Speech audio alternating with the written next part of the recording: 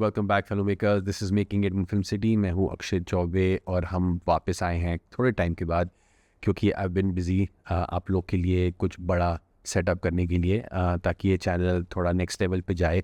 और इसके लिए ऑब्वियसली थोड़ा टाइम तो लगता है to get things in order. So hopefully you will be hearing something from me soon. एक इंटरेस्टिंग अपडेट आप लोगों के लिए जल्दी आने वाला है, और उसमें हम क्या करेंगे, क्या नया होगा, उसके लिए थोड़ा सा इंतज़ार कीजिए। And I will update you guys soon on the new surprise, the new thing that we will be doing for our channel.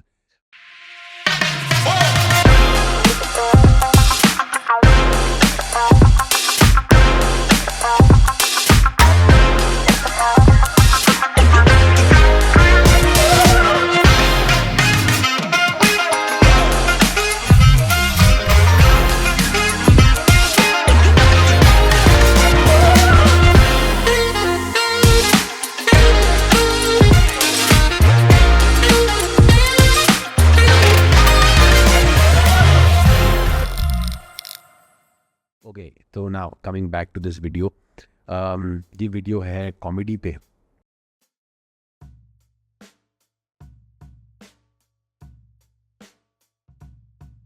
Now comedy एक ऐसा जॉनर है ना, I feel that is probably the most loved around the world में भी। कह नहीं सकता, पर इंडिया में तो मुझे जो लगता है वो डेफिनेटली ये लगता है कि comedy is something that everybody likes to see. सबको बड़ा मज़ा आता है।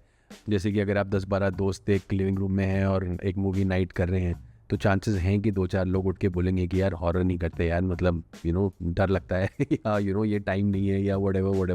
बट कॉमेडी के लिए ज़्यादातर लोग हमेशा रेडी होते हैं, बिकॉज किसको नहीं मज़ा आता यार, सब दोस्त यार बैठ के कुछ ऐसा चीज़ देखें जिसमें सबको हंसी आए, सबको मज़े आए, and the fun factor just goes up. Many times आपने ये सुना होगा कि that comedy is the most difficult genre to execute, है ना, क्योंकि कॉमेडी यार चीज़ ही ऐसी है, आप रो सकते हैं, आप किसी के बुरे सिचुएशन के बारे में उनको बुरा फील करा सकते हैं, क्योंकि जनरली हमारा एक ऑटो रिस्पॉन्स भी ये होता है ना कि अगर किसी को हम दुख तकलीफ़ में देख लें तो हम कोशिश करते हैं एम्पैथाइज़ करने के लिए।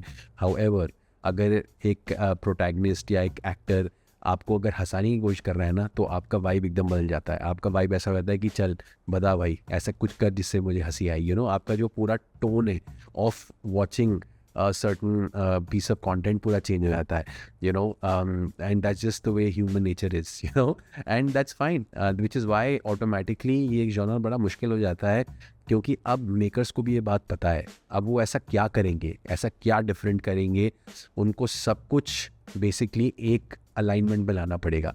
एक्टर का परफॉर्मेंस एक तरीके से हो, एडिटर की कटिंग एक तरीके से हो, कैमरा एंगल एक तरीके से ऐसा प्लेस्ड हो, सबसे जिससे आपकी जो कॉमेडी है वो बहुत मज़ेदार तरीके से निकल के बाहर आए। So it's a very technical thing to bring out a certain reaction from you which is laughter.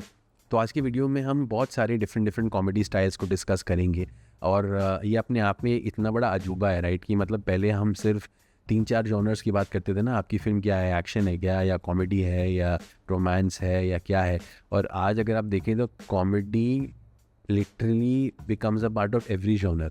मतलब एक्शन कॉमेडी भी है, रोमांटिक कॉमेडी भी है, हॉरर कॉमेडी भी है, मतलब इतने सारे जॉनर्स कॉमेडी के साथ जुड़ जाते हैं, because you can literally find humour in any and everything. कितनी सही बात है ये, right.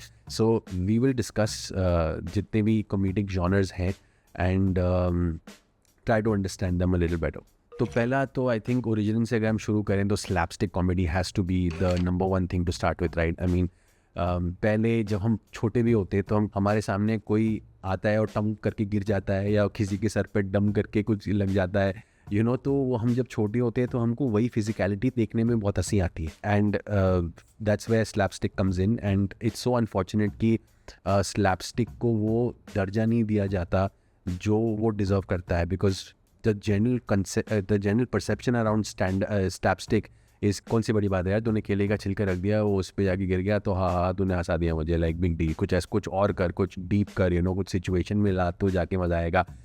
A lot of intellectualization, bastardization has happened around slapstick, and it has literally killed a genre जो अपने आप में अगर तरीके से करा जाए तो बहुत ही कमाल का स्टाइल ऑफ कॉमेडी है, मगर अगर आप बस्टर कीटन, चार्ली चैपलिन, इन लोगों को देखो तो मतलब they were not just bumping into poles and falling down, मतलब एक अनरियल मास्टरी थी। मतलब ऐसे ऐसे स्पेशल इफेक्ट्स और विजुअल इफेक्ट्स क्रिएट किए थे उनने उस वक्त विदाउट द टेक्नोलॉजी दैट मतलब it is worth tipping your hat to, you know, I mean, and it's just really funny कि आज आपको स्लैपस्टिक ज़्यादातर कार्टून्स में, एनिमेज में यहाँ देखने को मिलती हैं और फिजिकल कॉमेडीज़ इतने देखने को नहीं मिलते हैं। एनीहू, इसी के चलते we should also discuss silent comedies, क्योंकि अगर आपने नोटिस किया हो तो चैपलिन और कीटन के कितने सारे कॉमेडीज़ एकदम साइलेंट ही होते थे, राइट, मिनिमल और नो यूज ऑफ डायलॉग, और सिर्फ उनके क्रेजी फेशियल एक्सप्रेशंस और उनका बहुत ही कमाल का कॉमेडिक म्यूज़िक और you know just their physical comedy would come together to create an experience जो बहुत ही मज़ेदार होता था देखने के लिए।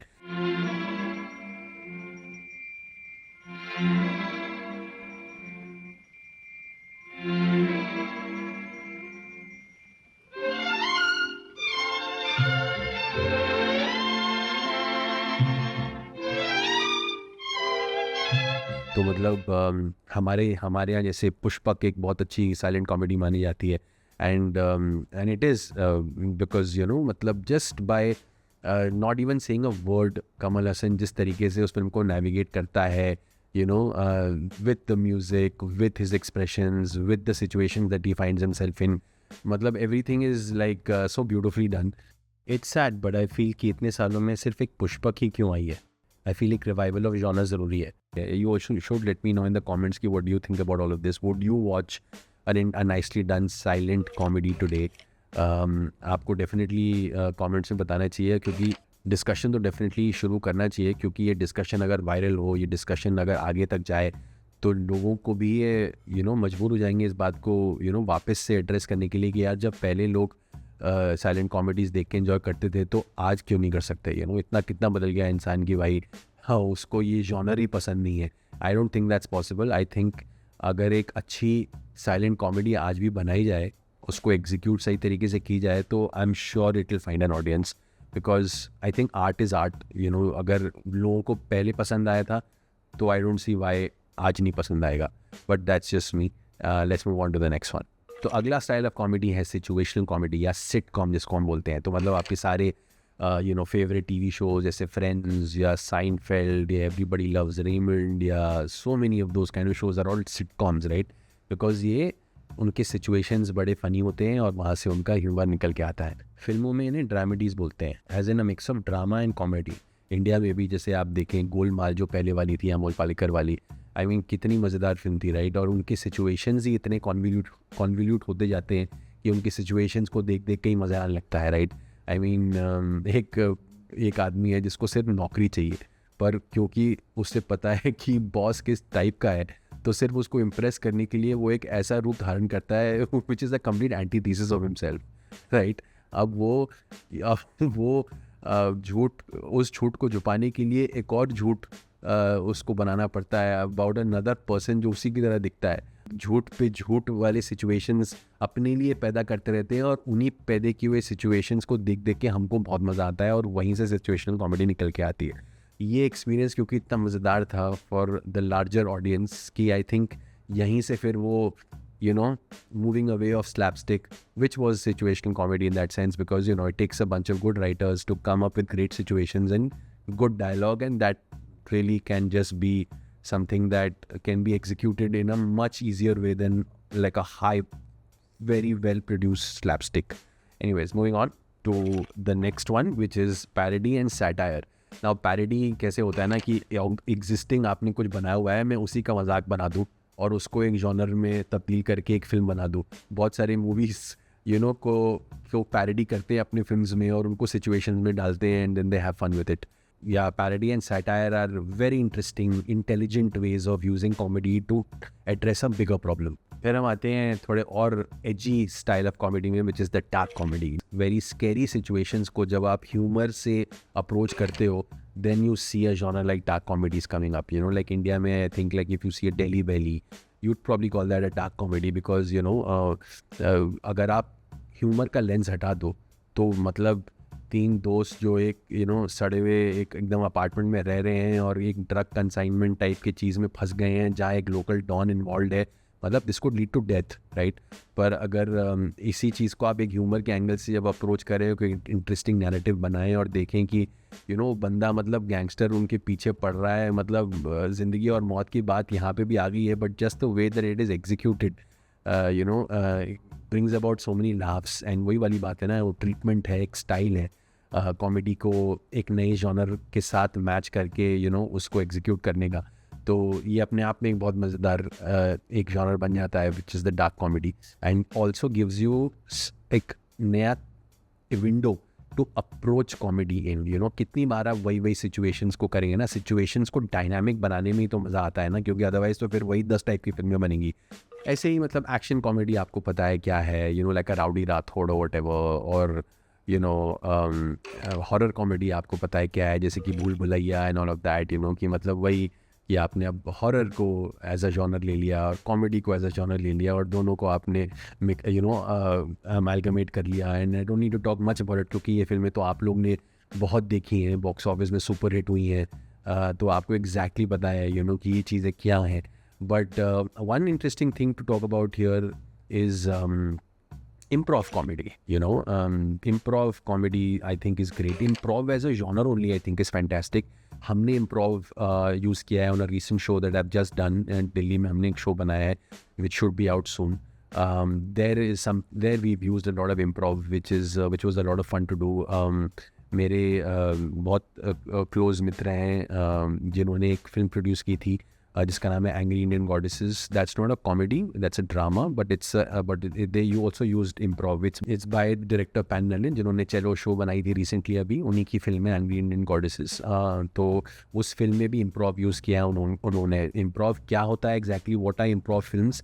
Improv films are basically the genre is improvisation. That's why improv, क्योंकि आप basically characters को बस एक situation दे देते हैं, and now purely based on their talent and their understanding of the situation, वो कैसे एक दूसरे से interact करते हैं, react करते हैं, dialogues बोलते हैं, आप उसको एक बहुत interesting तरीके से capture करते हैं।